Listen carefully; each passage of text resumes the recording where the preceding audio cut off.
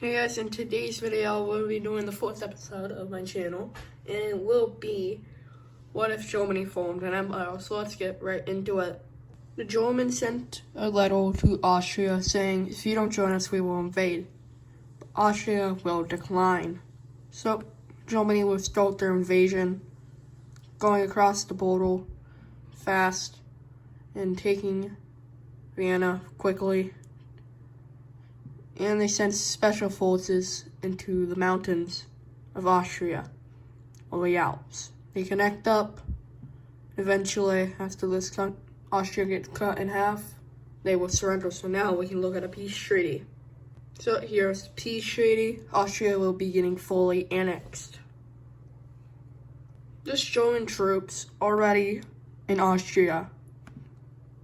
And they're sending some new troops, or new recruits, to the border on Czechia. They will declare war on Czechia. And Slovakia will be joining on the side of Germany. And Hungary will declare war on Czechia and Slovakia. And the Germans and Hungary has officially been turned to allies. I just want to say, NATO or alliances do not exist. So right off bat, German troops will be flying in from all sides, taking the entire border in about a week. And they decided to encircle some Czechian troops, take them out. And they're sending some troops through Hungary to help them out. Eventually, this area, all of Czechia will surrender, and a big part of Slovakia is already lost. And a bunch of Hungarian troops are going up to the border of Slovakia and take the rest of Slovakia. So now we can look at a peace treaty. So here's the peace treaty. It's pretty interesting that Germany will not fully annex Czechia. They will have a tiny puppet state. Same with Hungary. Only Hungary takes the western side of Slovakia and puppet the rest of Slovakia. So that's pretty interesting. And, like I said, Hungary is now ally with Germany, so Germany's first ally. Denmark will be getting declared war on by Germany, or the German Empire. They will start their invasion quickly, and their reason why for doing this war is for territory, resources, and basically total expansion. So, really quickly, they take everything except Copenhagen, and it's about been 5 hours. And eventually, the Battle of Copenhagen happens, and it leads to a loss by Denmark. So, yeah, now we can look at a peace treaty. So here's the peace treaty. Denmark get puppeted by the German Empire, and Greenland will be free. I don't know what the U.S. would do, or the world would do, but or how Greenland would survive. But that's not really the point of the video. But Germany will be taking more than the old man of their old territories from Denmark and puppet the rest of Denmark. It's been around like 10 years since the war of Germany and Denmark, and a rebellion will pop up. In Czechia and Slovakia, there'll be two decently big for the puppeted area. And some areas in Hungary will rebel away. They'll take all lands, Czechia and Slovakia on the left, and eventually take all lands away from Hungary. And they even saw an invasion of Hungary, pushing through, taking this eastern area, doing really well. And the Czechian rebellion will push back the troops that were patrolling the area. But German troops have arrived. They will encircle this area and start destroying the Czechian military. And eventually, this area will be completely encircled, no way out, and they will take out this area. Czechia will start to get invaded by Germany, but they will hold on a little bit longer. But Romania decides to declare war on Germany and Hungary because they know they might be next. So they're going to help out the rebellion to invade Hungary. Hungary starts to collapse. And with German troops not ready on the Austrian border, they'll continue their invasion. And rebellion groups will start happening in Hungary. Eventually, Hungary will surrender. Yep, Hungary has completely collapsed. This rebellion has been getting aided massively by some foreign country. But now Hungary is collapsed. And now German troops are rapidly leaving Denmark. And factories are waking up again to send down aid and resources to fight this rebellion in Romania. But the main German army is here, and they start destroying this rebellion, taking out the mainland of these rebellions, and pushing this rebellion fully out of their territory, and they're getting ready to liberate Hungary. And they start destroying Romania and rebellion troops, and re-liberating all these territories, and the government gets replaced by a German government. So basically it's now like a puppet state. And Hungary is fully recovered, and Germany will be denying all treaty, begs for just a treaty with Romania. They continue their invasion, going around the border, and actually trying to do a giant encirclement of Romania, but it will fail right here. So, a lot of troops will start running away before they get fully encircled, and most likely die. So, this is not getting encircled, I'm just coloring it in. This entire area is taken by Germany, and now they will do the peace treaty. So now, let's look at a peace treaty. So here's the peace treaty. Hungary will basically give up all the lands in Czechia and Slovakia. They'll get a teeny bit, but not much. But they'll be getting all of Transylvania and a puppet state in Transylvania. So now Romania more looks like their World War I borders. So yeah. That's why you shouldn't mess with dot 20 Powell. Say they're like 11s, maybe. And you're like in the 30th, 40th power rankings. So, yeah. An alliance will be made between 3 countries. And those 3 countries will be Italy, France, and the UK. These 3 were making an alliance against the Germans. And Poland is trying to join, but they will be denying.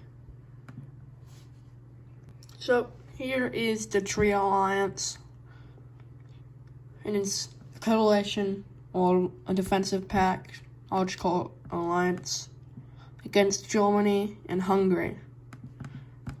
So yeah, but Germany doesn't really care. They're going to go away from Europe. Germany will declare war on Gambia, and Senegal. So German troops will land. A whole bunch of German troops will land in Senegal, and they take out Gambia quickly and encircling this area.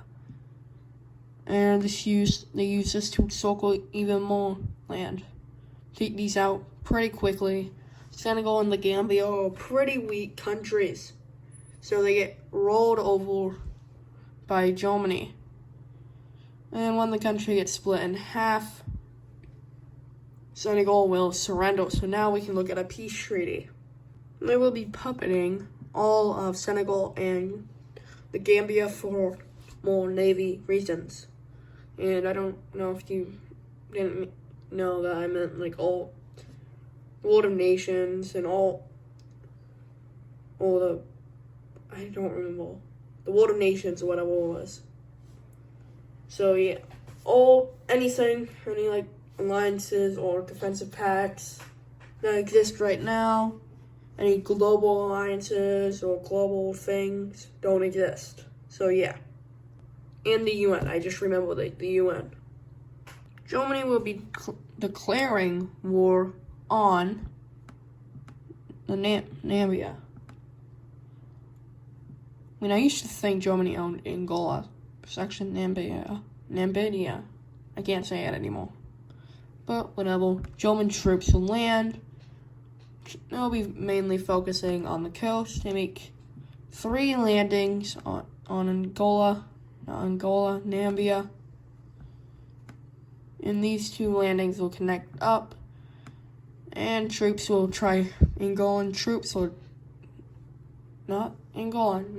troops will try to stop them from taking the coast. But they will be encircled and taken out, leading to Angola surrendering. So now we can look at a peace treaty. So here's the peace treaty. Germany will be taking the majority of the coast, all of this territory, and puppeting the rest of the Namibia. Not the Namibia, just Namibia. And you might be asking, if you didn't know, why is this here? Oh, back when the German Empire happened, they had this colony. British owned this area. They had a colony. I think it might be this or this. I don't know. But they didn't want to travel around Africa from this colony to get to the other colony. There was a river, like right here. And they see that, and they could get over. I don't know how it looked, but they can get over there quicker. So they bought it from the British, and the British knew it was just a giant waterfall, so they couldn't do anything. So yeah, it was kind of a big scam by the British. So yeah, that's why it looks like that. The Dutch and the Belgium decide still gotta get destroyed at some point in time. The German troops come back. The German troops had just landed in Senegal to refuel and get more resources. So yeah, the Dutch and Belgium will declare war on Germany. And they said this to try to just save themselves.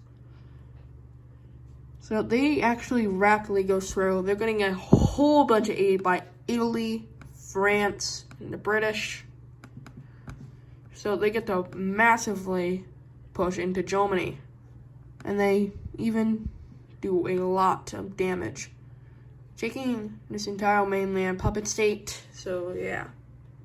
But they kind of forgot they're all their troops is the Navy, and they're coming back. They make a landing. They'll try to make a landing, but the Dutch boats get absolutely bodied by the Germans, and their entire coast gets taken, and their capital.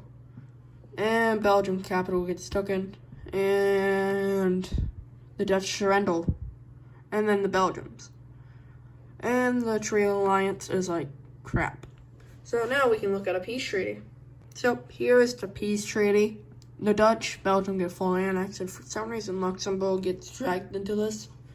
Germany forces Luxembourg to join them. So yeah. And the leader of Germany says they were going to declare war on them and take them out in like 10, 20 years. They kind of made that plan even easier, because they already had their Navy boats out behind them, and they knew their boats were stronger than the Dutch and Belgium. So yeah. Going back over here, Hungary decides to declare war on Romania again. Romania being really weak already, they're gonna get wrecked fast. And Hungary has their own government now. They switched it out like 10 years ago. No, maybe like 5, 6 years ago, so yeah. But Romania gets destroyed. Now we can look at a peace treaty. Hungary will fully annex to a puppet now, I guess, for some reason, but puppet the rest of Romania. So yeah, Germany's like, why will you not just fully annex your puppet area? And Hungary just said, I want to go a puppet when I fully annex this. So yeah, German officials will decide to declare war on Poland. And they don't really have a legit reason, but they say Polish troops killed some residents in Germany on the border. This was entirely not true, but they say it and they get away with it. So yeah, German troops still flooding in from their puppet state of Czechoslovakia and puppet state. And with the help of Hungarian troops, they do mass amount of damage to Poland. But Poland is like the 8th strongest country in NATO. They're pretty strong. So, they're going to put up a fight, pushing back Germany, even cutting up, separating connection with these two, and cutting off connection with these areas, and actually fully push out this area.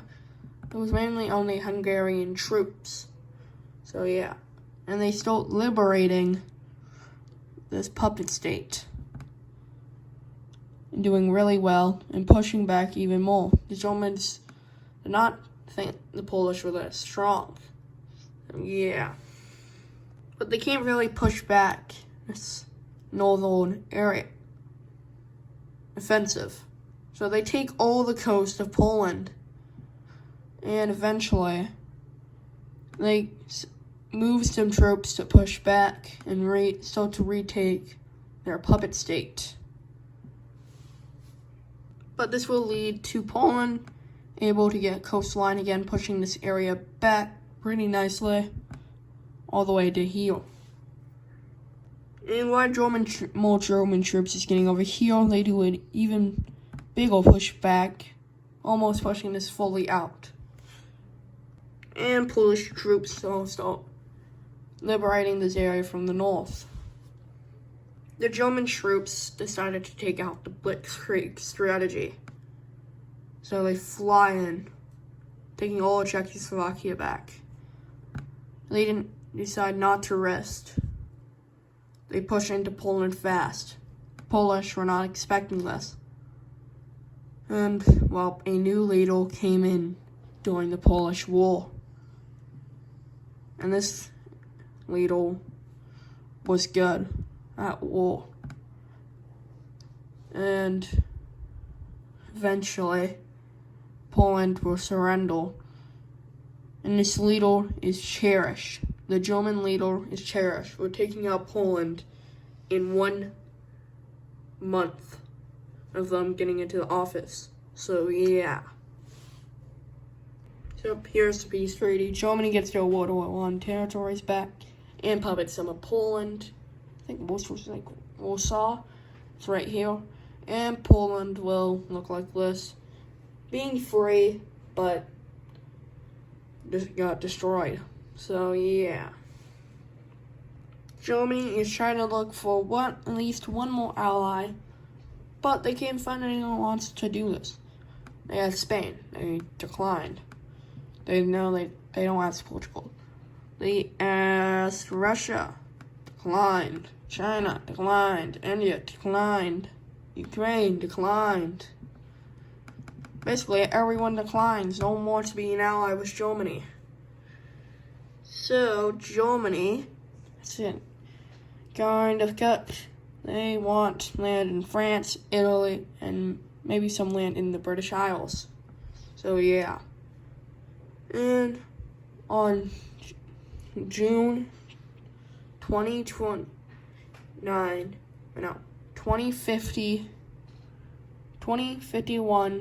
June 8th, Germany and Hungary will declare, and other puppet states will declare war on the Trio Alliance. So now we can see a pretty big war.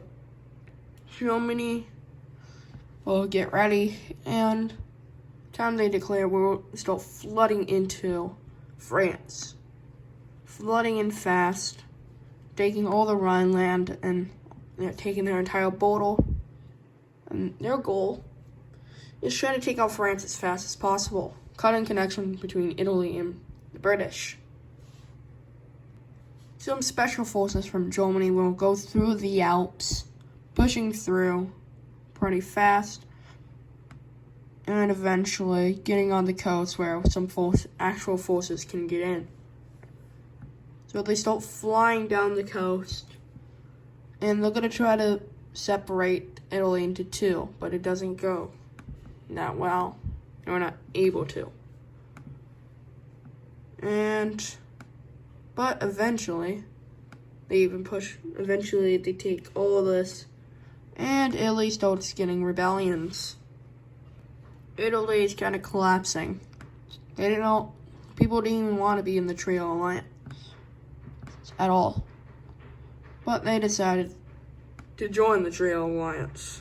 The British and the French were kind of like aiming at not Turkey, Spain stuff. Spain declined and Italy accepted.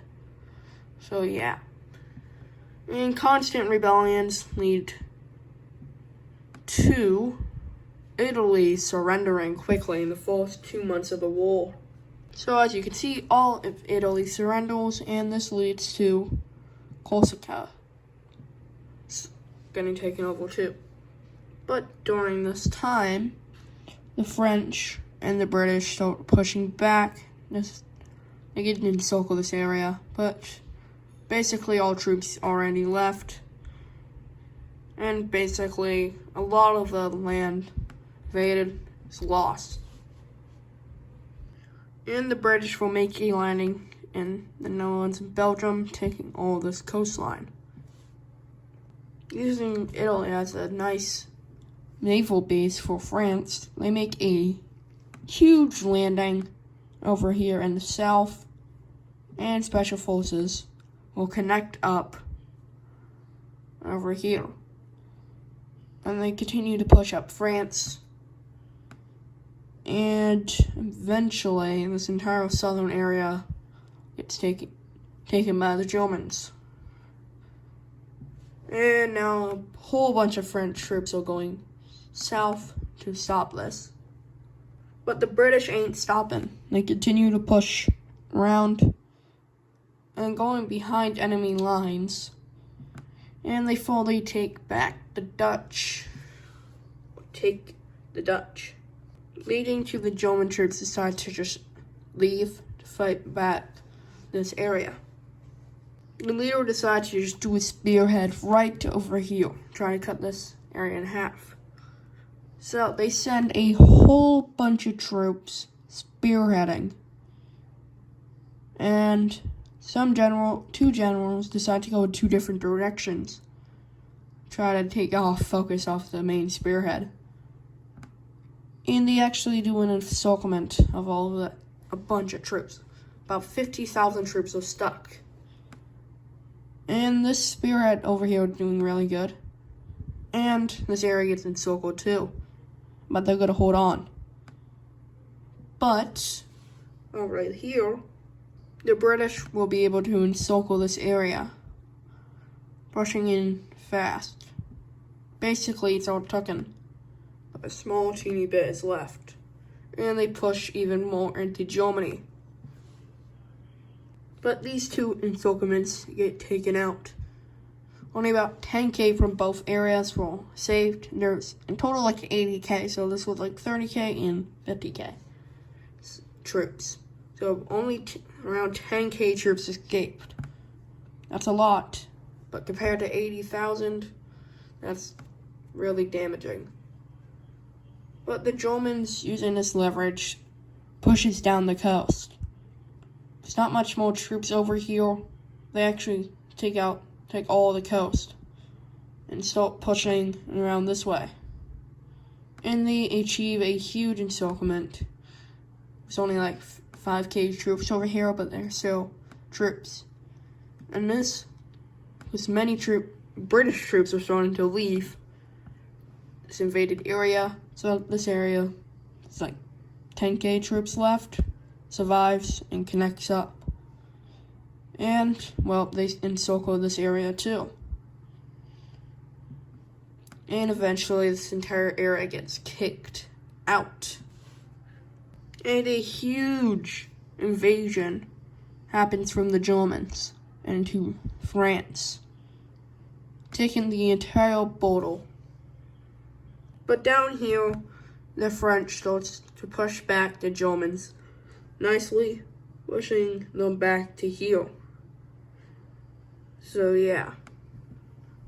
And it's been about 5 years. Some German troops will go on the coast, taking this area, and one general decides to just full spearhead to Paris. So they do. A tiny spearhead goes to Paris. Multiple spearheads, actually, so to go to Paris. And other generals and groups decide to do an encirclement of 2 areas with many troops. This one has 20k, this one has 10k, so not as much as the 80k over here. That's still a lot of troops encircled, and they will surrender fast. And they decide to push around. And the German troops are on the gate of Paris. The French will be able to push back these spearheads, but not that much. Giving a little more breathing room to Paris. And they push back this a bit more. The British will make a little landing right over here, trying to do a spearhead, cutting this area off. But little did the British know, there's a whole bunch of troops right here. And this kind of leads to the encirclement of a whole bunch of troops, like over 60,000 troops were encircled and taken. And somehow, to the German surprise, they actually made a tiny landing on the British Isles. But they got completely stuck, a huge stalemate. And during this, the Germans continue to push in, and they encircle Paris. They fully encircle Paris. But on the good note for the Triple Alliance, the British took off the Germans off their land. The bad news is the Germans are doing a giant blitzkrieg in the south. And, well, Paris is kind of stuck. Basically all their troops are in Paris. And basically the rest, all of France is taken, and France will surrender, including the British. So now, finally, we can look at a peace treaty. Start for the vote. So here's the peace treaty. Italy is completely divided. The French they still are independent, but they lose the majority of their coast. And Germany gets the win out of the French, Italy, and pretty good 2 puppet states in Italy, and 2 puppet states in France, a little bit of this puppet state in France. And they annex this little area in Italy. They have full influence of all France and all of the Italian rebellions. They took this for refueling and trade, so yeah. And so they don't get taxed. They would, I don't know. But this is where we're going to end the video, guys. Make sure to like, subscribe, and comment, and see you later.